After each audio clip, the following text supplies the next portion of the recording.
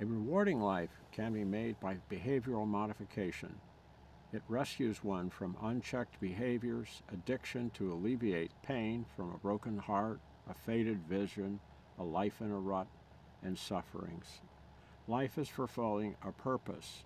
The modification gets one on the road to fulfillment while restoring the rewards of joy and peace in place of sufferings.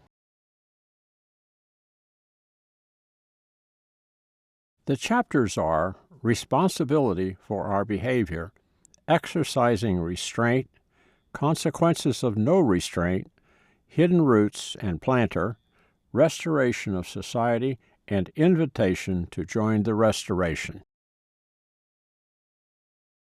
As you watch any of these videos, listen for a solution, and you may hear one. When on the stage of ideas, a visionary courageously argues for a solution, some will laugh, but others will mock, but some of the wise will hear.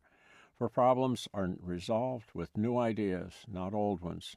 What follows is my vision to restore a reverent culture from the tragic mutilation of our society by those who motivate throwing off all restraint in order to dictate a restraint that supports only their privilege.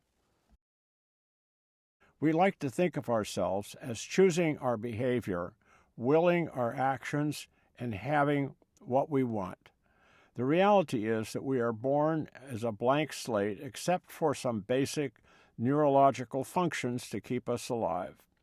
Everything else is an add-on that is largely our responsibility after adolescence. However, there are risk factors in youth that negatively impact success of one's life. Even so, some with these succeed, while fewer without these risk factors fail. Our culture has been subject to tragic mutilation since World War II from Post Modernism. It was not new then, but grew in dominance from then. It views truth and morality as relative and established by consensus. Its agents turned away from divine order to humanism.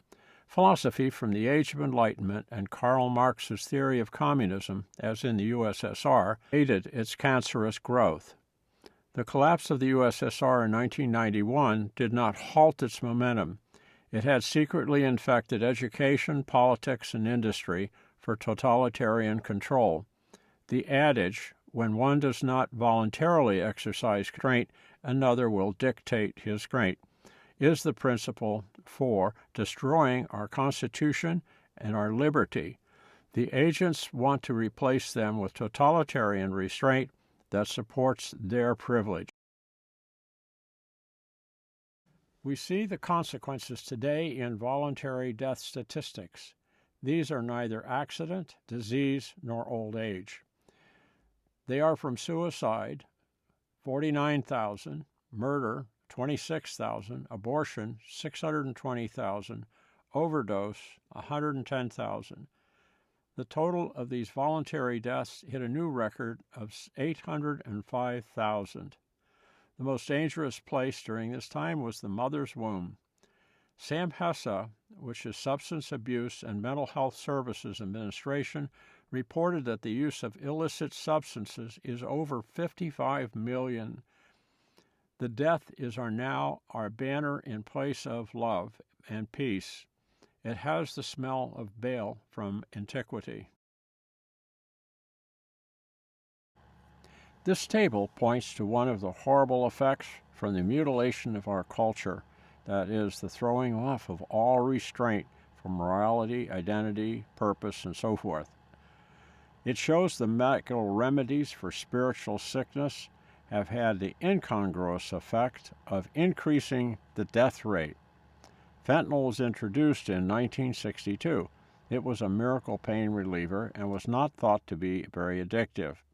Fast forward to 2016, which is the last year before Narcan, a fast, convenient form of naloxone for common use, was introduced. In that year, 46,802 persons died from opioid, mostly fentanyl, overdose. Narcan can quickly reverse the respiratory failure from fentanyl. that's how it kills. 6 years later, Narcan saved approximately 27,000 individuals.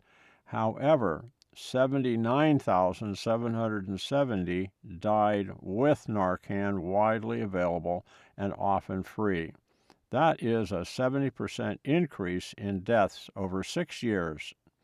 Just looking at the incongruent numbers, one must conclude the availability of Narcan at best saved 27,000 lives, but at worst has increased the death rate by 22,968.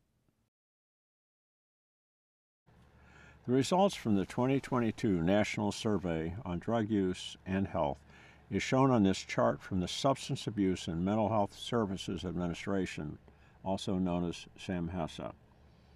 It includes individuals from 12 years old and up. The criteria is, did you use any of these in the last month? Adding the numbers of hard drugs from prescription pain reliever misuse down, the total is 12.75 million persons. Then there is marijuana at 42.3 million persons. And then the total of all substances is 266.85 million persons. We clearly have a problem. If the previous chart did not bring fear, this one should. It shows that nearly 1/4 of the U.S. population used illicit drugs over 2022. There was an increase in 2020 from COVID-19, and then a drop. The increase now is continuing without any lockdown. One can see roots by removing the dirt covering them. However, one may not see the planter of the roots. But today, the hidden enemy who planted the roots of cultural mutilation is now visible. The enemy is in college campuses, the highest positions of government and industry, and now school boards. These are the roots. Fantasy in place of reality and critical thinking. A narrative is to be believed as truth just because it is spoken. Free speech is taken from opponents. Illusion of saving Mother Earth has replaced proper use of resources. And true joy from fulfilling the purpose in life is replaced by fraudulent self-indulgence. Broken hearts, suffering, despair conclude life in addiction, overdose, murder, and suicide. What follows is my vision to restore a reverent culture from the broken and mutilated society today. It is by working together towards this common goal with Jesus' Spirit, which is abiding in His teachings. This corrects motivation to follow one's purpose, that sanctifies behaviors, and provides the tools for dealing with problems in life. It builds and heals. It does not consume and impoverish. There are videos on the Hope Adult and Teen Challenge channel. They're also on our website.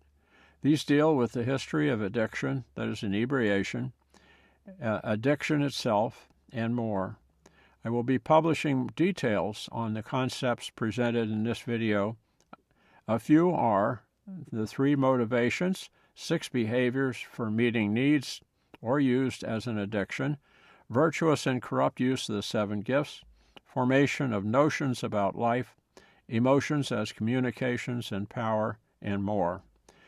Use the QR code to find our website or to make a donation. If this was helpful, send a comment and refer to your friends. Thanks for watching.